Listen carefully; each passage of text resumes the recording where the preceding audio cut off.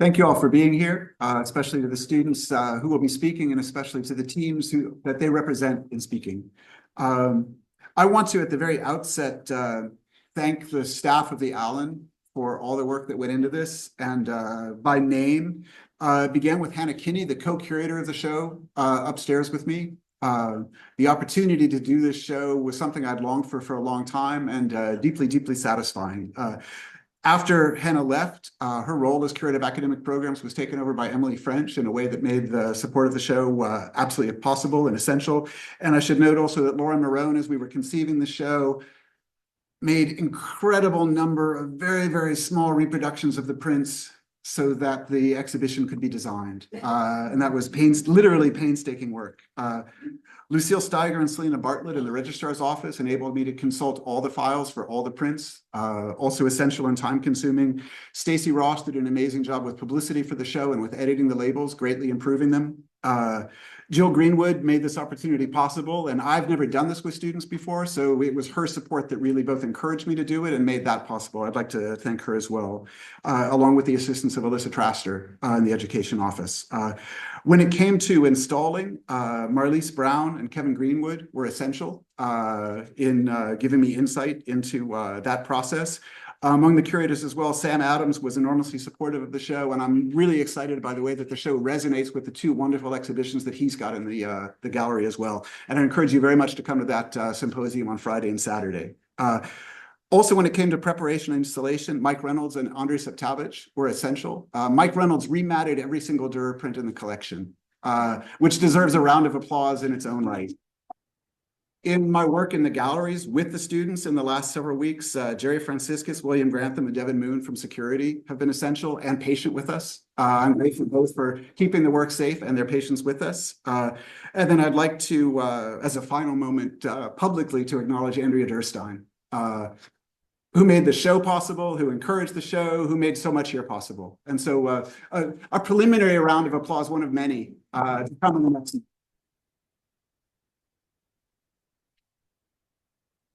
Thank you all for coming. So thank you for listening to the thank yous. So Albrecht Dürer, as a printmaker, is an immensely important artist working on either side of circa 1500. Born in 1478, dies in 1528 at the age of 56. Works as a painter, a draftsman, potentially an architect. He actually designed a set of shoes, but he's best known as a printmaker.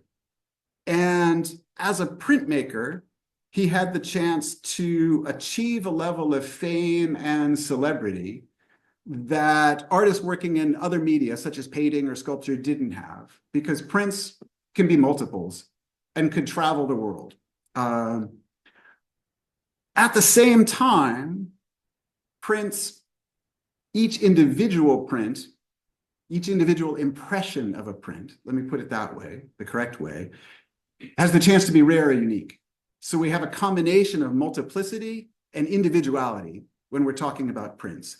It's useful maybe just to walk through the process very briefly as a prelude to the students' presentations about what's rare or unique about Oberlin's impressions of these Dürer prints. So by a print, we mean an image produced in multiples by the active pressure. I'm giving you on a screen right now one of Dürer's only surviving etching plate, now in Bamberg. It was gilded in the 18th century when it was recognized as a relic of the great artist. You have to imagine this is actually an iron plate that Dürer has transferred a design to by etching of Christ in the Garden of Gethsemane, praying that he might be spared, and an angel coming with the chalice and delivering the news effectively that's strengthening him, but he's going to have to accept his fate. So Dürer makes this design on an etching plate, which you're seeing on the left, inks that plate, then wipes the plate clean and the ink remains only in the lines that have been etched in it, puts a damp piece of paper over it, puts it into the press, subjects it to pressure, releases it from the press, takes the paper off the plate, and you get the result, the print that you see on the right. This was something with an etching plate that he could do 50 times, 100 times, 150 times. With a woodblock, he might do 500 times, 1,000 times. With a copper plate, some people estimate even up to 1,500 times. So there are Dürer prints all over. There were 2 Dürer prints auctioned in Cleveland earlier this year that went for $1,000, $1,200, because Dürer made his works in multiples and they exist in multiplicity. But Dürer himself acknowledged, he's the first artist to actually say this, that any 2 impressions from the same plate were actually different. He said you could see multiple differences in the first and the second impression you pulled from the plate. And that's one of the things we're going to think about today. So I want you to think about the kinds of differences, what might make an individual impression unique or unusual, even while it's a member of the class that came out of one particular plate or one particular block. So some of the ways, and this is what Dürer is thinking about, an impression could be individual, might depend on its support, whether it was printed on paper or printed on another material. And we're going to see a couple different supports today. It might be the inking or the wiping of the plate, the way it was inked and then wiped, which might contribute to the final appearance of the prints. And we're going to have a couple prints that we see today where we can see differences maybe in the way the plates were inked at the time they were made. And then there would be the effects of the press. Was it subjected to good pressure? Was there a flaw on the press? Was there a flaw on the paper? Those could result in impressions of the same print that differed from each other.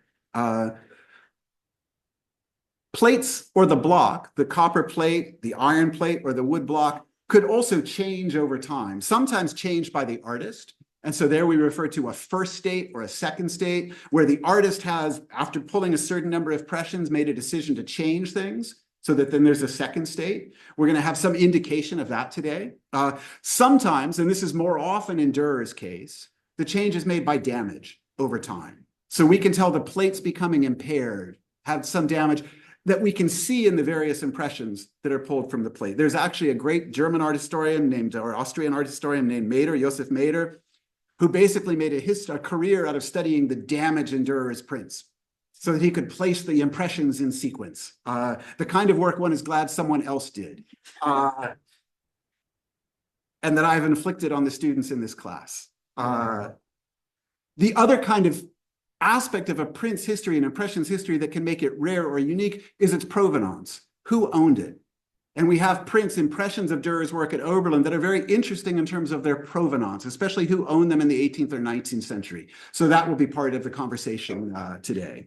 And now just to give an example of this, to return to this agony in the garden, I'm showing you Oberlin's impression, here on the right, and an impression in the Museum of Fine Arts in Boston on the left. I'll also note that 2 things. One, the Museum of Fine Arts has done an amazing job in collecting multiple impressions of the same prints and then sharing that information.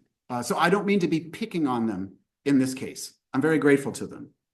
But our impression in this case is a bit better. Iron, which is what you do in etching on, rusts. The rust spots that accrue on an iron plate came in fairly early after Dürer was making them. Dürer doesn't do many etchings, and we think one of the reasons he doesn't do many etchings is his plates were compromised by rust fairly quickly, and the rust shows up in the prints. So I'm showing you here, this is the impression in Boston, this is the impression in Oberlin, and this is the actual copper, or the iron plate that was then gilded that's in Bamberg now. You can maybe just make out in the bare surface of the halo that it's actually not just a bare surface. On this iron plate, even under the gold, we can see some spotting. Those are the rust spots on the iron plate. We can see similar spotting on the impression printed in Boston, that's now in Boston, because those are the rust spots catching ink as the plate is inked and then transferring to the image. If we look at Oberlin's impression here on the right, there are no rust spots. And what that indicates is Oberlin's impression was pulled from that plate before it had a chance to rust. Boston's impression was pulled after that rust had begun to appear. This is one of the ways we can think about what makes Oberlin's impression rare or unique compared to, or maybe with better term, more neutral term, what makes it different than other impressions. This is the kind of topic that the students will be sharing with you today. Good afternoon. We are looking at 2 beautiful impressions of Dürer's Adam and Eve. This print is a snapshot taken immediately before the fall of man. You can see the tension between these figures. If you look, you can see Adam's almost about to step on that mouse's tail, We have prey animals and predators existing suspiciously close together. The scene is about to fall apart after Eve eats the apple. So the plate for these was an engraving made in 1504. Both of these impressions were printed about a decade later, between 1514 and 1519. Despite them being printed around a similar time, they're two very distinct impressions. We're actually really lucky that the Allen has two impressions of this print. Comparing impressions of Adam and Eve throughout the plate's lifetime allows us to see how the plate changes and how impressions differ as it continues. So there are actually so many copies of this print that we're able to identify three distinct stages of the plate. Stage one of the plate was only printed one time before Dürer caught his obvious mistake, but we can still see some traces of it. Here, on this block above Adam's shoulder, we've got Dürer's name and then the date that the plate was made. It says 1504. It actually originally said 1204 for one print, and then it was corrected. So we can see the 5 is kind of a little wonky because it's actually covering up a 2 there. So that's stage 1 with that incorrect 2. Both of these prints are stage 2, which in my opinion is the prime of this plate's life. We can prove that they're stage 2 by zooming in on a detail on the tree behind Adam and Eve, right underneath Adam's armpit there.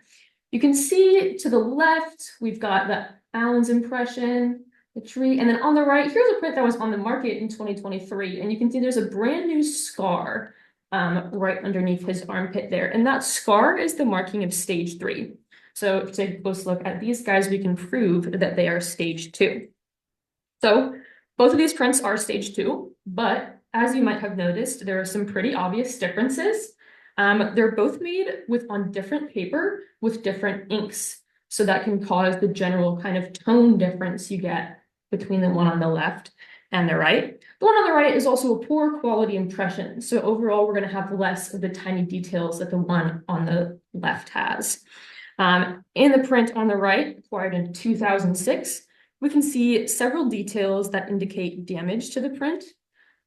Here on Adam's thigh and hip, we've got a bunch of scuffles up here, and then some sort of weird markings and errors around his hip area. And then we have a large horizontal scratch right across Eve's thigh. So along with visible plate damage, there are a few other strange anomalies in this 2006 print. So more visible on the back side of the print, the verso, we can see a large crease. It's not so distinct in this PowerPoint image, but it's right across the center here. This is likely from a collector storing the print folded up. If you head up to the gallery, you can see on the front of the print, you can see the line kind of going across. Also unique to this print is the fig branch covering Adam's thigh. If we check out the 2006 version to the right versus the version acquired in 1967, we can see that this little fig leaf bud that's growing out of the branch is completely different. We've looked at many other impressions of this print, and all of them have this fig leaf on the left. So we're actually not sure why the Allen's looks like that. It could be some sort of attempted repair to the plate or anything. So our impression is unique in that way. All of the tiny details that I have pointed out are much clearer in person, and they're also just kind of a drop in the bucket of these really detailed prints. So it's definitely worth it to check these out upstairs in the gallery after. Thank you. All right. Well, hi, my name is Hayden Asiana, and today I'm going to be speaking about the Allen's impression of Last Supper by Albrecht Dürer. So this print is a woodcut made by Dürer in 1523. It depicts Jesus seated at a long table surrounded by his apostles, and notably Judas isn't present here. We can tell this by counting the number. There's only 11 apostles. And so we can kind of use this to indicate the sense that the betrayal's already happened in this scene, right? And so we're kind of placing this within the story. That would have been sort of a humanist fact that Dürer's contemporaries would have found joy or maybe, recognition in. So the block was carved 5 years after Martin Luther posted his famous theses. The 95 Theses, of course, they marked an ideological transformation in Christian circles that is now known as the Protestant Reformation. In this scene, Dürer has placed symbols that indicate a certain sympathy to a Protestant's perspective. Now, it wouldn't have been a full-on Protestant perspective or known as that at that point. And yet we can sort of indicate Dürer as an early ally of that movement. And so part of that symbolism, it's related to communion. So Protestants believe that the entire congregation should participate in the communion using both the wine and the bread. And so if we note, you can see the decanter here. Oh. Yeah, anyway, you can see the decanter and the wine and the bread in the bottom right corner. And notably, we found through our research that churches in Nuremberg did communion with wine and bread during Dürer's time, recently sort of shifting to that method. So that could be an interesting note of showing his context. Well, yeah, so Oberlin purchased this impression in 1969 at a purchasing party, just sort of where donors go and collectively decide where they want their funds to be allocated, which pieces they want to buy for the museum. And it was hosted by an Oberlin alum, Robert Light, who's class of OC 50.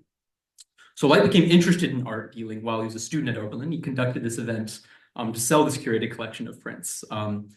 Interestingly, anyway. So The Last Supper was purchased just a few years after the Kade collection was donated to the museum, which is the bulk of the Dürer collection at the museum. It was orchestrated by Wolfgang Steckow, who would have been actually Robert Light's teacher at the time when he was at Oberlin. And so it was a few years after the Kade collection was donated to the museum that we received this print. That kind of signifies that the museum saw value in this impression of the work as worthy of adding on top of our already quite large collection. So yeah, this specific impression was actually included in Dürer in America, which was a 1971 exhibition hosted by the National Gallery in Washington, D.C. For the show, curators traveled to identify the best Dürer impressions around the country, and they chose out the Allens for The Last Supper. So, go us. They actually noted in that moment with the Dürer in America, they thought that this impression seemed silvery, and that was a note of kind of confidence they had in it. Silvery is an interesting adjective used to describe it. So yeah, to highlight the quality of the Allens piece, we could compare it to something like the Cleveland Art Museum's impression. So this is actually the Cleveland's impression, to be clear. A nearby impression at a museum that you could see just 40 minutes down the road. And so we can kind of compare the difference here, right, between the two impressions. Start noticing certain details, quality of color, integrity of the lines.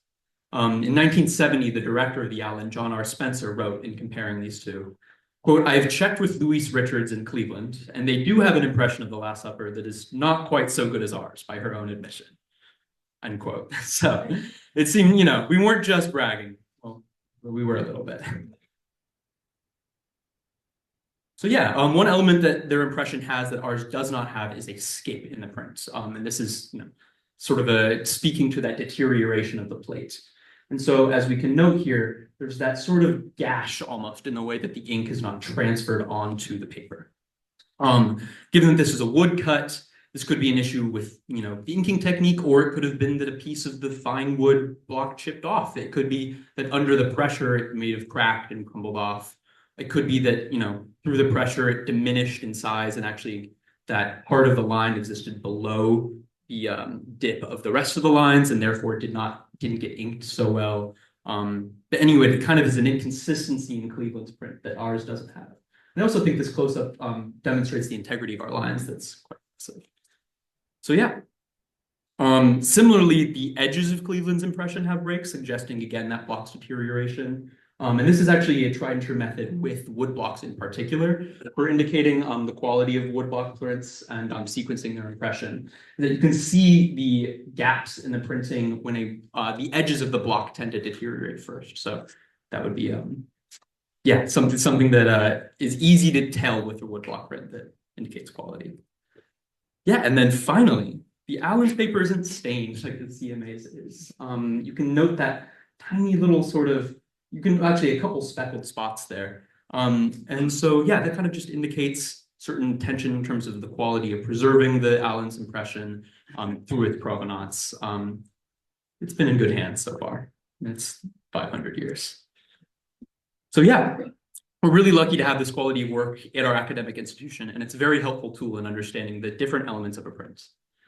Close looking at the differences found between impressions informs our understanding of quality. It allows us to place these prints in time alongside other impressions. So given that Some of us are history students. We're taking an art history class. It helps to have both the art and the history embedded in our work and collection.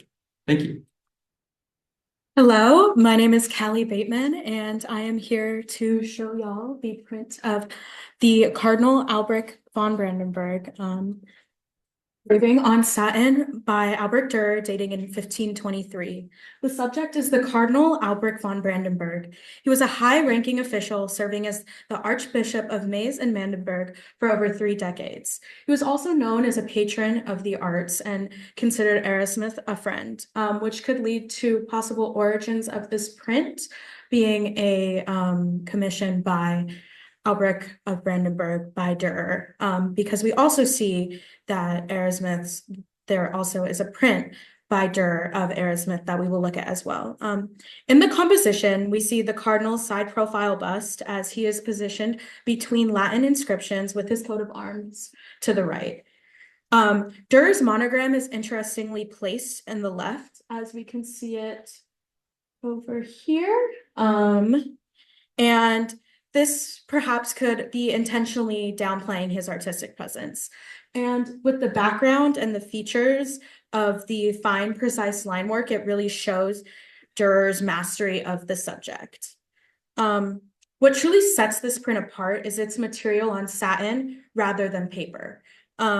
While our copy shows generally good print quality, because of the material, there could be a few challenges that arose with printing on fabric. What's really interesting to note is that there is some negative space up in this top left corner, as well as a line that cuts across the cardinal's left side of his hat. We can also see that there are 2 different states of this plate. What is really interesting about this is that almost right after Dürer finished the piece, he sent the plate to the cardinal with 100 impressions of it. So it means the plate left his hands, and the later states is probably reworked by somebody different. Looking at the states, the first state, the main difference is that what appears to be a shadow on the chest right here was originally a mistake by Dürer, and he attempted to blend it into the background. In later states, however, as we can see, the chest shadow is reworked and deepened, probably misinterpreting the correction as an intentional shadow. Another detail that we can see is the mark above the ECCLAE right here. We can see in the first state, this mark, it is pretty flat, and right here it comes to more of a tail to the left, which shows the difference between the 2 states. Going back to Dürer, we know that he did send the plate off because he wrote a letter from his own correspondence with the finished plate to the cardinal along with 100 impressions. However, what is also interesting about this is there is no evidence of Dürer ever printing on satin during his lifetime. Similar prints, however, have been made on satin, like this one of Erasmus of Rotterdam, which is in the Staatskunst Museum in Berlin. And this is one of the only satin prints that we found with a date for the impression. The curator dated it to roughly the 17th century, which could prove that our print in the Allen was done after Dürer had handed off the plate to the cardinal.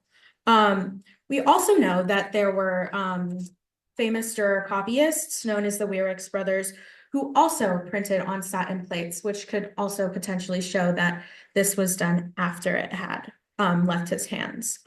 This leads us to a lot of several intriguing possibilities about our print's origins. However, this print remains unique in the Allen's collection, not only as our sole satin print, but as a piece that raises fascinating questions about the artistic attribution, materials, and relationship between the artist and the patron. Hello, everyone. Good afternoon. My name is Finn Polito. I am here today to discuss the Allen's impression of a Dürer engraved print known as Holy Family Virgin with Dragonfly from about 1495. Here is an image of our impression. Here's an image of our impression compared to the impression owned by the Museum of Fine Arts in Boston. You might notice that the Boston impression has a different title than ours. Ours is Holy Family Virgin with Dragonfly. Theirs is Holy Family with the Butterfly. This is because Dürer did not typically title his own prints, and he made so many prints depicting the Virgin and Child that titles have to be drawn from any discerning detail. In the case of this particular print, titles typically focus on a small winged insect in the lower corner, barely visible and not decipherable as to whether it is a butterfly or a dragonfly or any other insect for that matter. But because he made so many Virgin and Child prints, you have to find something to set them apart. Another interesting fact about this print is that it was Dürer's first monogrammed print. Here we can see an early version of his monogram. Yes. Here we can see an early version of his monogram, which is quite different from what we see in his later work. But all of this is true about any impressions of this print. So what is it exactly that makes the Allen's impression special? Well, to start off, our impression is excellent. The ink is dark, tiny details are preserved, and we don't have any rust spots like those seen in the Boston impression, as we'll get to later. However, this doesn't mean that our impression is flawless. As you can see here, the impression is littered with scratches, especially up in the sky. These were scratches left on the plate from wiping ink off of it between impressions. So because this was an engraving, which means that it was engraved into the plate specifically before being pressed onto paper, the metal plate had to be soft enough that you could actually engrave into it, meaning that the wiping over time, if you do enough, make enough impressions, will leave scratches on the plate. There's also a thin line of discoloration on this edge of the plate that is not visible in pictures. And unfortunately, our print is not in the gallery at the moment, so you'll have to just trust me on that. We're not exactly sure what caused this, but it was likely not from the plate like the other flaws, since this discoloration isn't seen on other impressions. This is a closer look at the sky here. As you can see, there are a lot of scratches, which shows that this was made after quite a bit of use on the plate. But what makes this impression really stand out is the provenance, the previous ownership. This stamp right here, the stamp shows that our impression was once owned by Wilhelm Heinrich Ferdinand Karl van Leppel, a prolific art collector in the 18th and 19th centuries. He owned many prints by Dürer and even wrote a book about his prints as an amateur, as well as a book about the artist Raphael. When he died, he left his collection of prints to the King of Prussia. The print was then owned for many years by the Staatliche Museen zu Berlin, the State Museums of Berlin, and was kept specifically in the Kupferstiche Kabinett, the museum for prints and drawings. They did have multiple impressions of this print, though, although we're not sure exactly how many, meaning that this one was not necessarily needed, which is likely why they sold it or deaccessioned it. This stamp right here on the top signifies its ownership by the State Museums of Berlin, and the stamp below it is a deaccession stamp. You can also notice on the back of the print up here that this titles it Holy Family with Butterfly. So again, we see the inconsistent titling of this print. I would also like to point out a comparison to the Museum of Fine Arts in Boston. Here we can see the sky is full of the rust spots that my professor spoke about earlier. So this means that this is likely later along in the print's life than our impression. So we are at somewhat of a midway between fresh impression, right after Dürer was done with it, and something that has worn down the plate quite a bit over here. This shows quite a bit of use and possibly some popularity. But Now, the Allen has its hands on this impression with a fascinating history, great quality, although not perfect. And we are very lucky to have it. That is all I have for you today. Thank you so much for your time. Okay, hi everyone. My name is Walter, and today I will be talking about Night, Death, and the Devil, another engraving by the German artist Albrecht Dürer. So, collectors consider this print one of the three master engravings, alongside Melancholia I on the left here, and Saint Jerome in his study on the right. Scholars debate whether these works are thematically linked, but they all demonstrate Dürer's mastery of engraving. Dürer created all three within the same 2-year period. Our print, Night, Death, and the Devil, depicts a knight riding a horse through a dark valley with a dog trailing diligently at his side. Lurking behind them is Death, holding an hourglass, joined by a snarling devil.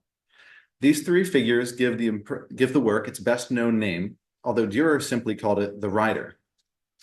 Ambiguous in its symbolism, art historians dispute the meaning of Night, Death, and the Devil. The prevailing theory treats the piece as a commentary on Christian virtues, with the knight representing salvation and righteousness. A similar theory is that the work depicts a well-known line from Psalm 23, "Even though I walk through the valley of the shadow of death, I will fear no evil." Some art historians believe the print relates to the early medical model of the four humors. This model held that the body and mind were governed by the ratio of 4 bodily fluids. People with an abundance of blood were considered sanguine, and thus optimistic and adventurous. As such, the knight could be a representation of the sanguine, as he fearlessly rides through such an ominous scene. The Allen's impression of Night, Death, and the Devil is an incredible impression with an interesting history. First, it's a very high-quality impression. On the left here is our impression, and on the right is one from an auction house. Notice how the auction house's impression has much less contrast and lacks many details that are more sharply articulated in ours. This is likely due to damage to the plate. The printing process involves repeated inking, pressing, and wiping of the plate, all of which can mar the soft copper material. As such, our impression is likely an early one, probably made during Dürer's lifetime. Our impression also has an interesting provenance, or history of ownership. Before the Allen acquired it, our impression was owned by Ozias Humphrey, a 19th century English artist. Humphrey was best known for his miniature portraits and work with pastels. Despite working in different media and genres than Dürer, Humphrey collected Dürer's prints and evidently appreciated his work. Humphrey, similar to how Dürer branded his work with his monogram, Ozias Humphrey made a monogram of his own and stamped it to the back of this print, perhaps taking inspiration from Dürer. In addition, Humphrey dated and monogrammed his own portraits, just as Dürer did for the majority of his work. One example of Humphrey's monogram appears in the work shown here, portrait of a young lady seated outside. Here, Humphrey has added his monogram and the date to the bottom left. Humphrey's imitation of Dürer's monogram reminds us of Dürer's enduring influence on later European artists. This influence is largely thanks to works like Night, Death, and the Devil, which demonstrate Dürer's technical mastery and compositional innovation. We're all fortunate to have such a great impression just upstairs. Thank you.